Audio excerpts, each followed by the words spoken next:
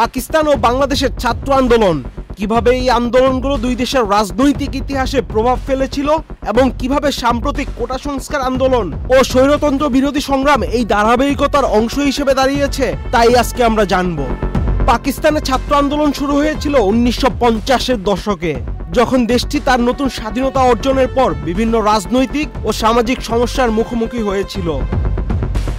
1952 সালে বর্তমান বাংলাদেশ তৎকালীন পূর্ব পাকিস্তানের ছাত্ররা ভাষার অধিকার ও শিক্ষা ব্যবস্থার সংস্কারের দাবিতে আন্দোলন শুরু করে। ওই আন্দোলন ধীরে ধীরে একটি বৃহত্তর রাজনৈতিক আন্দোলনের রূপ নেয়, যা গণতান্ত্রিক অধিকারের পক্ষে ছিল। 1968-69 সালে ছাত্র আন্দোলন পাকিস্তানে ব্যাপক রাজনৈতিক অস্থিরতার সৃষ্টি করে, যা শেষ পর্যন্ত 1970-এর নির্বাচনের মাধ্যমে গণতন্ত্র পুনঃপ্রতিষ্ঠার দিকে নিয়ে যায়।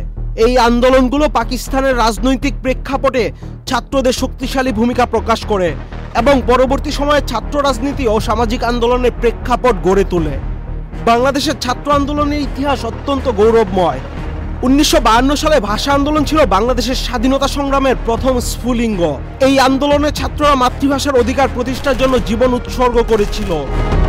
1962 সালের শিক্ষা আন্দোলন এবং 1966 সালের 6 দফা আন্দোলনে ছাত্রদের ভূমিকা অত্যন্ত গুরুত্বপূর্ণ ছিল, কিন্তু 1969 সালে গণ অভ্যুত্থান বিশেষভাবে উল্লেখযোগ্য, যেখানে ছাত্রদের নেতৃত্বে স্বৈরাচারী আইয়ুব খানের শাসন পতনের মুখে পড়ে। 1971 সালের মুক্তিযুদ্ধে ছাত্ররা ছিলেন সামনের সারির যোদ্ধা। স্বাধীন বাংলাদেশের জন্মলগ্নে ছাত্রদের ত্যাগ ও অবদানের ইতিহাস আমাদের সবার জন্য গৌরবের। বাংলাদেশে 2024 সালের বৈষম্য বিরোধী ছাত্র আন্দোলন ছাত্রদের একটি নতুন অধ্যায়ের সূচনা করে। এই আন্দোলনে শিক্ষার্থীরা সরকারি চাকরিতে কোটা সংস্কারের দাবিতে রাজপথে নেমে আসে। সরকারের প্রতি শিক্ষার্থীদের এই দাবি রাজনৈতিক প্রেক্ষাপটে একটি গুরুত্বপূর্ণ ইস্যু হয়ে ওঠে, যা একটি বৃহত্তর স্বৈরতন্ত্র বিরোধী আন্দোলনের রূপ নেয়। এই আন্দোলনের মাধ্যমে বর্তমান প্রজন্মের শিক্ষার্থীরা তাদের রাজনৈতিক সচেতনতা ও গণতন্ত্রের প্রতি অঙ্গীকার প্রকাশ করেছে। এই আন্দোলনকে আমরা পূর্বের আন্দোলনগুলোর ধারাবাহিকতা হিসেবে দেখতে পারি, যেখানে ছাত্ররা সর্বদাই সমাজের পরিবর্তনের জন্য নেতৃত্ব দিয়েছে। পাকিস্তান ও বাংলাদেশ দুই দেশের ছাত্র আন্দোলনের ভূমিকা অত্যন্ত গুরুত্বপূর্ণ, কিন্তু তাদের প্রেক্ষাপট ও ফলাফল ভিন্ন।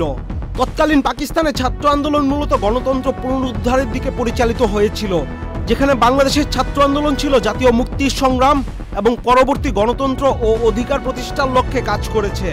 সাম্প্রতিক কোটা সংস্কার আন্দোলন ও স্বৈরাচার বিরোধী সংগ্রাম নতুন প্রজন্মের মধ্যে সেই চেতনাকে পুনরুজ্জীবিত করেছে, যা আমাদের দেশের গণতান্ত্রিক অগ্রযাত্রাকে এগিয়ে নিয়ে যাবে।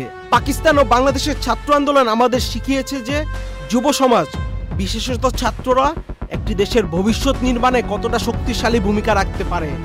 এ বিষয়ে আপনার মতামত কমেন্টের মাধ্যমে আমাদের জানাতে পারেন। আহমেদ শাফি, চ্যানেল। প্রিয় নম্বর সেট করে বিকাশে সেন্ড মানি করুন ফ্রি।